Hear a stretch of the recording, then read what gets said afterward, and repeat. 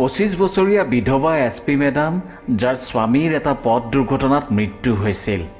তেওঁ নিজৰ বান্ধৱীৰ কথাত ঘৰত এজন ডেকা ল'ৰাক চাকৰ হিচাপে ৰাখিলে।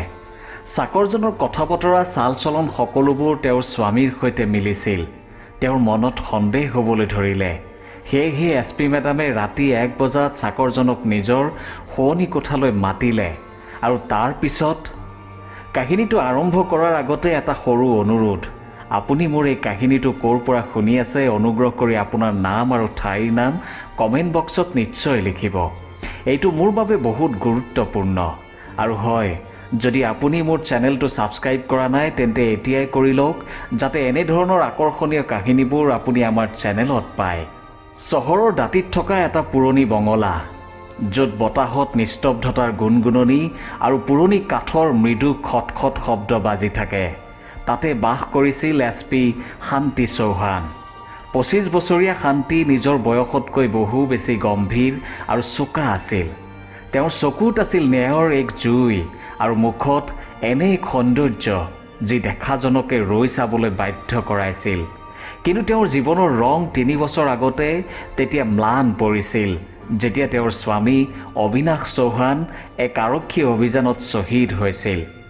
অবিনাশ এজন সৎ DCP আছিল আৰু তেওঁৰ মৃত্যুৱে শান্তিক ভিতৰৰ পৰা ভাঙি পেলাইছিল। তেওঁক চহৰৰ কোনো ডাঙৰ ফ্লেটলৈ যাবলৈ কোৱা হৈছিল, কিন্তু শান্তিয়ে সেই আদেশ পালন কৰা নাছিল, কাৰণ সেই বঙলাটোৰ প্ৰতিখন দেৱালতে অবিনাশৰ স্মৃতিয়ে আগুৰি ৰাখিছিল। প্ৰতিদিনে ৰাতিপুৱা তেওঁ অফিচলৈ ওলাই যায় আৰু পলমকৈ ভাগৰি ঘূৰি আহে। কিন্তু সেই ডাঙৰ খালী বঙলাটোৰ নিস্তব্ধতাই তেওঁক বৰকৈ আমনি কৰিছিল। শান্তিয়ে প্ৰথমে মানা কৰিছিল, কিন্তু তেওঁৰ বান্ধৱী মেঘনাৰ জেদৰ আগত হাৰ মানিলে। কিছুদিন পিছত মেঘনাই এজন ডেকা ল'ৰাক তেওঁৰ ঘৰলৈ পঠিয়ালে। তাৰ নাম আছিল ৰাঘৱ। 28 বছৰীয়া ৰাঘৱ ওখ, সুঠাম আৰু অত্যধিক ধুনীয়া আছিল। তাৰ চকুত এক অদ্ভুত গভীৰতা আছিল আৰু মুখখন এনেকুৱা যে কোনোৱে এবাৰ চাই পাহৰিব নোৱাৰে। সি শান্তিৰ বঙলাত কাম কৰিবলৈ ল'লে। ৰন্ধা বঢ়া, ঘৰ চাফাই, বাগিচাৰ চোৱা চিতা আৰু সৰু সুৰা কাম সকলো সি কৰে। ৰাঘৱৰ মৌনতা আৰু তাৰ কাম কৰাৰ ধৰণটো শান্তিৰ অদ্ভুত লাগিছিল।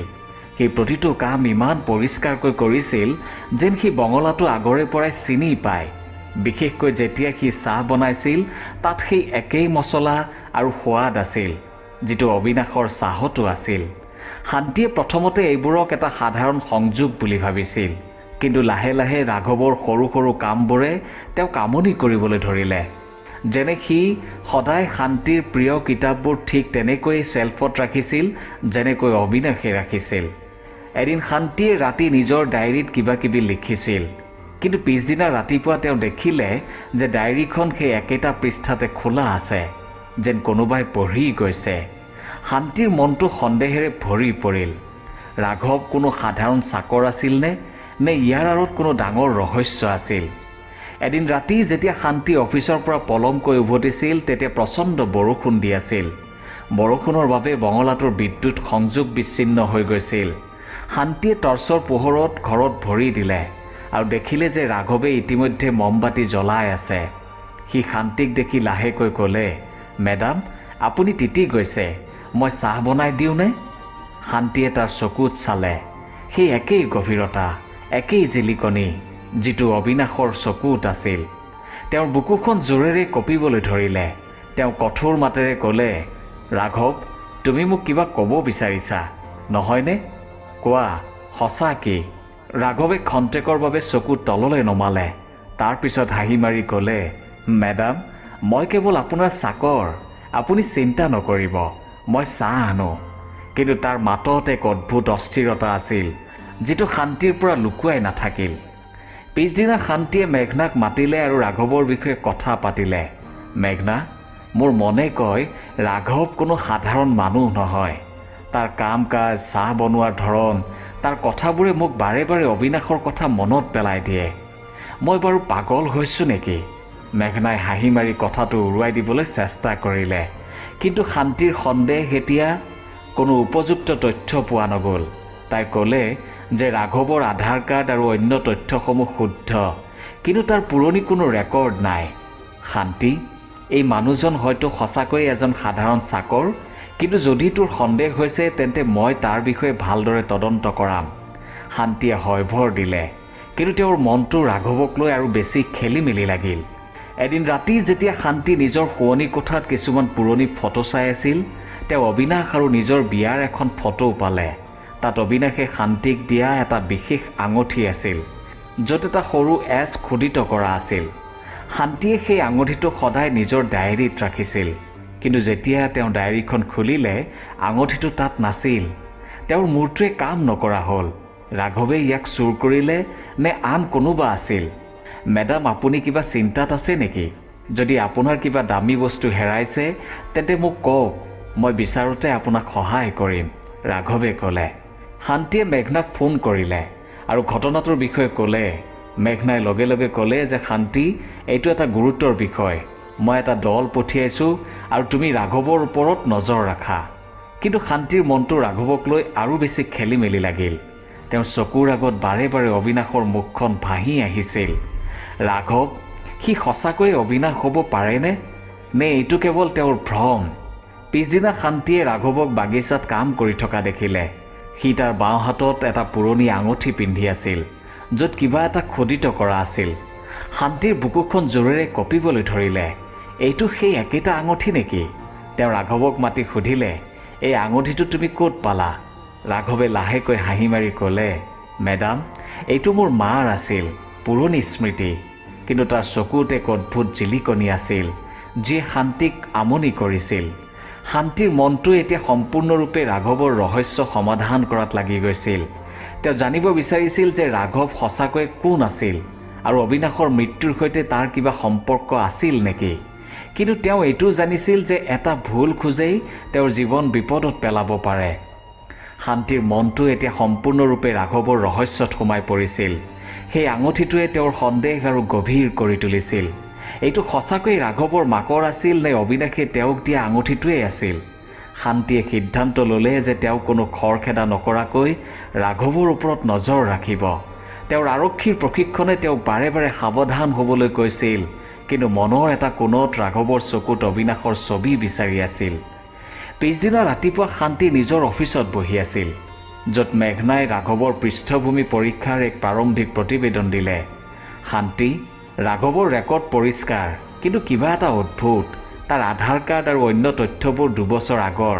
তাৰ আগৰ কোনো চিন মোকাম নাই। এনে লাগে যেন সি হঠাতে ক'ৰবাৰ পৰা ওলাইছে।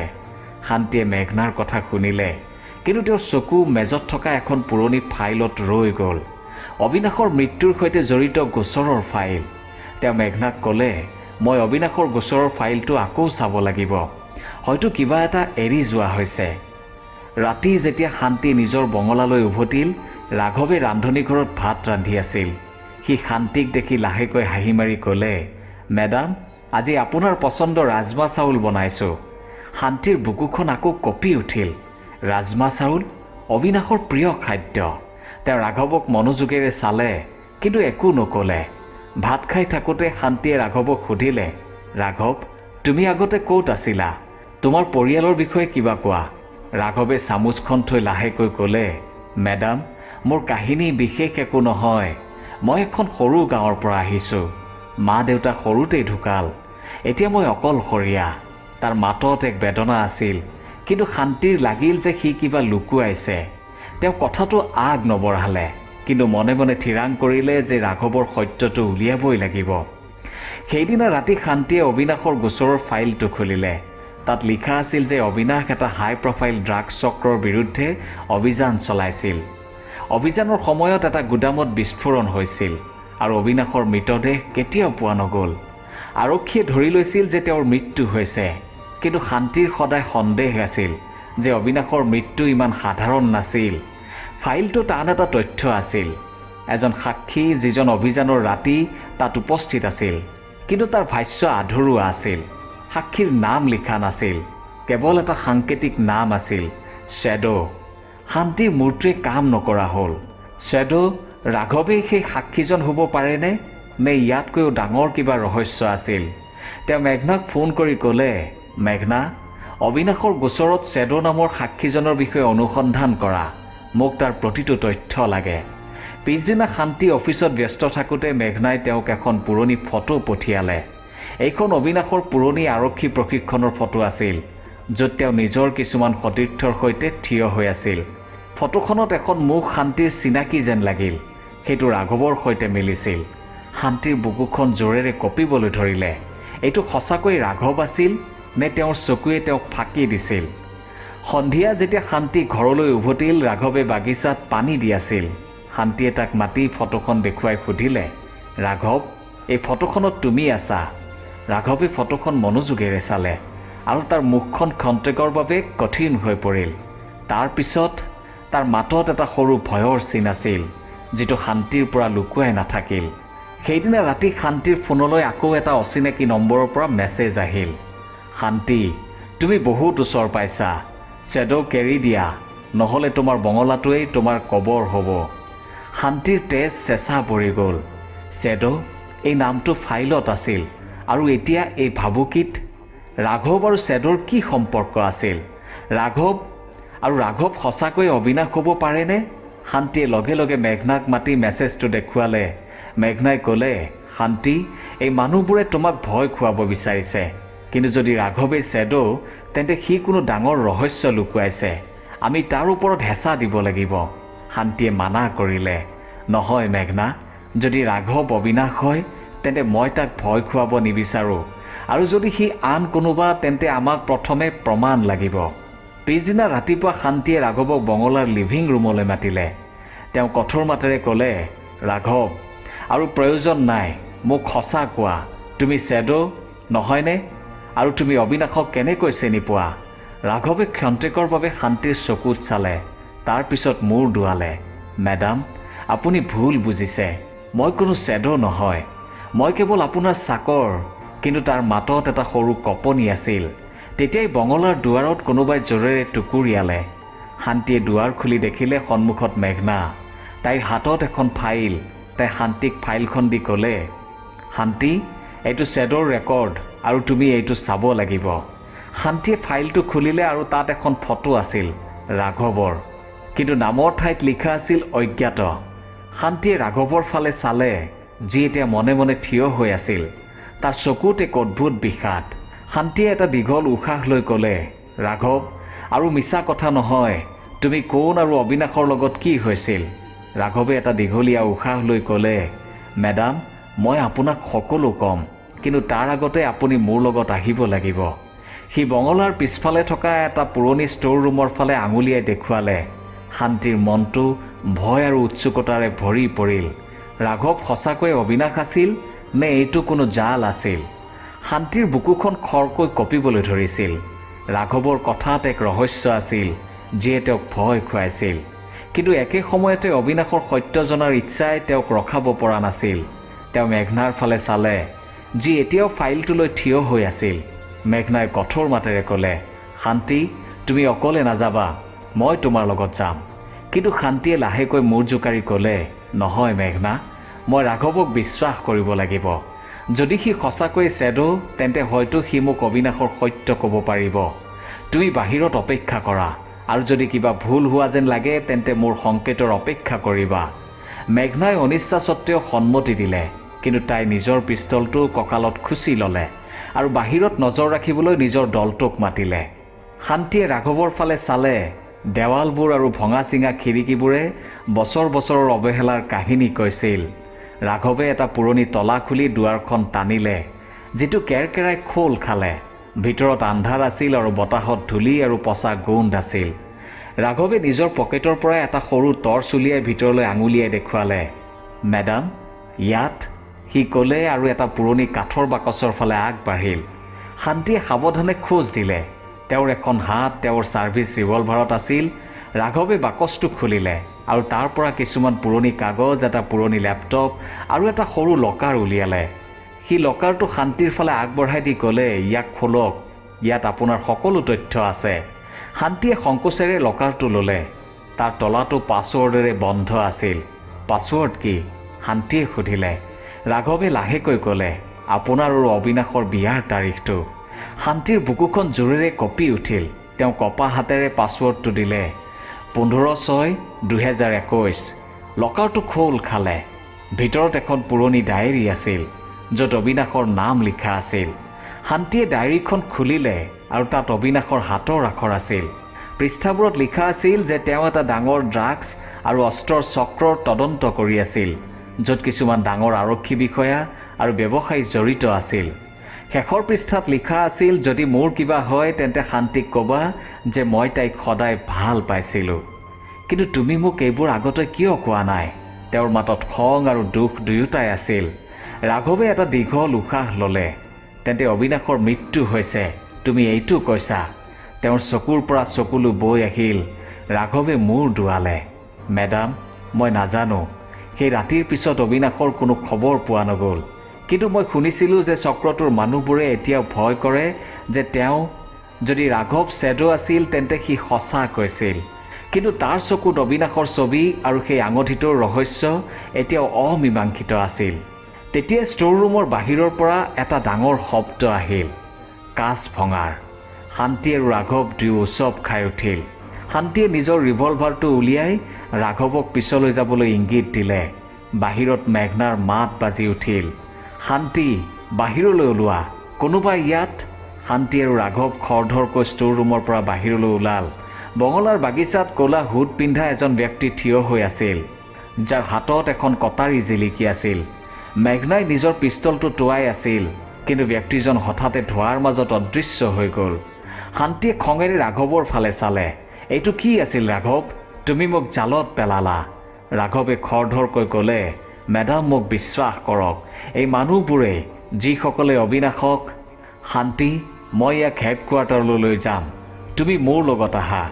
কিন্তু শান্তিয়ে মানা কৰিলে, নহয় মেঘনা, যদি ৰাঘৱে সঁচা কৈছে তেন্তে মই এই চক্ৰটোৰ পৰ্দা ফাঁচ কৰিবই লাগিব, অবিনাশৰ বাবে।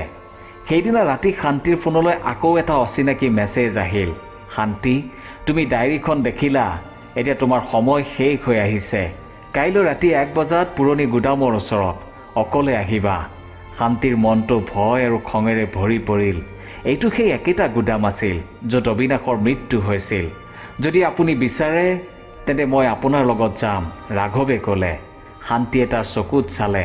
তাত অবিনাশৰ দৰেই এক আৱেগ আছিল।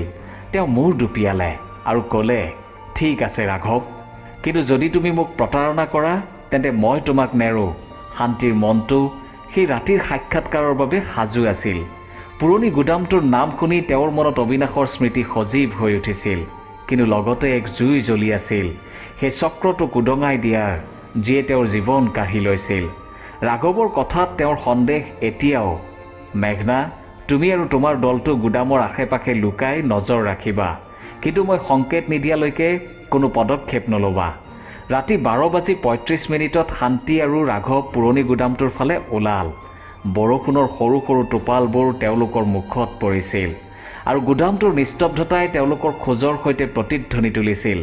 শান্তিয়ে নিজৰ ছাৰ্ভিচ ৰিভলভাৰটো কঁকালত খুচি লৈছিল আৰু ৰাঘৱৰ হাতত এখন সৰু কটাৰী আছিল।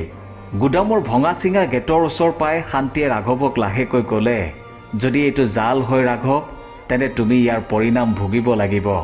ৰাঘৱে গম্ভীৰভাৱে শান্তিক চাই ক'লে, মেডাম, মই আপোনাৰ লগত আছোঁ। যিয়েই নহওক, মই আপোনাক একো হ'বলৈ নিদিওঁ। তাৰ মাতত এক অদ্ভুত উষ্ণতা আছিল, যিয়ে শান্তিক অবিনাশৰ কথা মনত পেলাইছিল। গুদামৰ ভিতৰত আন্ধাৰ আছিল। কেৱল এটা কোণত টিপ টিপাই থকা ৰঙা লেম্পৰ পোহৰ দেখা গৈছিল। শান্তি আৰু ৰাঘৱ লাহে লাহে সেইফালে আগবাঢ়িল। তেতিয়াই এটা শীতল গধুৰ মাত বাজি উঠিল, শান্তি চৌহান, তুমি বৰ জেদী। সন্মুখৰ পৰা এজন ওখ ব্যক্তি ওলাই আহিল, যাৰ মুখত ক'লা মাস্ক আছিল। তাৰ পিছত আৰু দুজন লোক আছিল। দুয়োজনৰ হাতত মাৰণাস্ত্ৰ আছিল আৰু আগবাঢ়ি আহিছিল। আৰু এতিয়া তুমিও একেই ভুল কৰিছা। সেই মানুহজনে নিজৰ জেপৰ পৰা এটা সৰু ডিভাইচ উলিয়াই ক'লে, ইয়াত সেই সকলো তথ্য আছে যিবোৰ অবিনাশে চুৰ কৰিছিল, ড্ৰাগছ, অস্ত্ৰ আৰু আমাৰ সকলো অভিযান। কিন্তু এতিয়া এই তথ্য আমাৰ হাতত আছে আৰু তুমি এতিয়া কেৱল এটা কাহিনী হৈ ৰৈ যাবা। শান্তিৰ তেজ উতলি উঠিল। তেওঁ ৰাঘৱৰ ফালে চালে, যি মনে মনে মাস্ক পিন্ধা মানুহজনক চাই আছিল। কিন্তু তেওঁলোকে কিবা কৰাৰ আগতেই মেঘনা আৰু তাইৰ দলটোৱে গুদামটোত চাপা মাৰিলে। গুলীয়াগুলী হ'ল আৰু কেইমিনিটমানৰ ভিতৰতে মাস্ক পিন্ধা মানুহজনৰ দুজন সহযোগী মাটিত পৰিল। মাস্ক পিন্ধা মানুহজনে পলাবলৈ চেষ্টা কৰিছিল, কিন্তু ৰাঘৱে তাক ধৰি ল'লে। শান্তিয়ে মাস্কখন খুলি দিলে আৰু সন্মুখত আছিল এখন চিনাকি মুখ, বিক্ৰম সিং, এজন অৱসৰপ্ৰাপ্ত DIG, যি অবিনাশৰ জ্যেষ্ঠ বিষয়া আছিল। শান্তিৰ মূৰটোৱে কাম নকৰা হ'ল। বিক্ৰম ছাৰ, আপুনি এই চক্ৰটোৰ আঁৰত আছিল? বিক্ৰমে হাঁহি মাৰি ক'লে, শান্তি, তুমি আৰু বিক্ৰমে ভুল কৰিলে। সি মাটিত পৰি থকা ডিভাইচটো তুলিবলৈ চেষ্টা কৰিলে, কিন্তু শান্তিয়ে তাক গোৰ মাৰি দূৰলৈ পেলাই দিলে। তেতিয়া ৰাঘৱে শান্তিৰ ফালে চাই ক'লে, মেডাম, এতিয়া সময় আহিছে। সি নিজৰ জেপৰ পৰা এটা সৰু পেণ্ডেণ্ট উলিয়ালে, যিটো শান্তিয়ে লগে লগে চিনি পালে। এইটো সেই একেটা পেণ্ডেণ্ট আছিল যিটো তেওঁ অবিনাশক তেওঁলোকৰ প্ৰথম বিবাহ বাৰ্ষিকীত দিছিল। শান্তিৰ চকু দুটা বহল হৈ গ'ল। ৰাঘৱ, তুমি অবিনাশ? ৰাঘৱ অৰ্থাৎ অবিনাশে মূৰ দুপিয়ালে। হয় শান্তি, মই অবিনাশ। সেই ৰাতি মই গুদামত বাচি গৈছিলোঁ, কিন্তু মই জানিছিলোঁ যে যদি মই সন্মুখলৈ আহোঁ তেন্তে সিহঁতে তোমাক লক্ষ্য কৰিব। মই মোৰ মৃত্যুৰ নাটক ৰচিলোঁ আৰু শ্বেডো হৈ এই চক্ৰটোক অনুসৰণ কৰিবলৈ লৈছিলোঁ। ৰাঘৱ হৈ মই তোমাৰ ওচৰলৈ আহিছিলোঁ যাতে তোমাক বচাব পাৰোঁ। শান্তিৰ চকুৰ পৰা চকুলো বৈ আহিল। তেওঁ অবিনাশক সাৱটি ধৰিলে। তেওঁৰ শৰীৰটো কঁপি আছিল। তুমি মোক অকলে কিয় এৰিছিলা? মই প্ৰতিদিনে তোমাক মৃত্যু হোৱা বুলি ভাবিছিলোঁ। অবিনাশে তেওঁৰ চকুত চাই ক'লে, মই তোমাক হেৰুৱাব বিচৰা নাছিলোঁ, কিন্তু এতিয়া আমি একেলগে আছোঁ।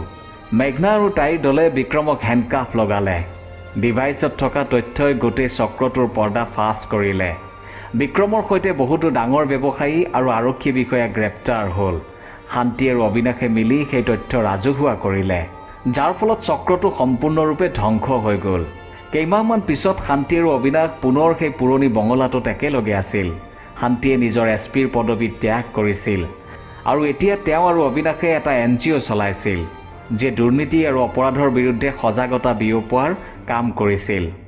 এদিন ৰাতিপুৱা বঙলাৰ বাগিচাত বহি থাকোঁতে শান্তিয়ে অবিনাশক একাপ চাহ দি হাঁহি মাৰি ক'লে, তোমাৰ চাহে এতিয়াও মোৰ হৃদয় স্পৰ্শ কৰে। অবিনাশে তাইৰ হাতখন ধৰি ক'লে, আৰু তুমি মোৰ জীৱন শান্তি। বঙলাটোৰ দেৱালবোৰত এতিয়া নিস্তব্ধতা নহয়, বৰঞ্চ তেওঁলোকৰ প্ৰেমৰ প্ৰতিধ্বনিহে বাজিছিল। সকলো ষড়যন্ত্ৰ, সকলো ৰহস্য এতিয়া অতীতৰ অংশ আছিল। তেওঁলোকৰ সন্মুখত আছিল এক নতুন জীৱন, বিশ্বাস, প্ৰেম আৰু ইজনে সিজনৰ সৈতে থকাৰ প্ৰতিশ্ৰুতিৰে ভৰা। ধন্যবাদ।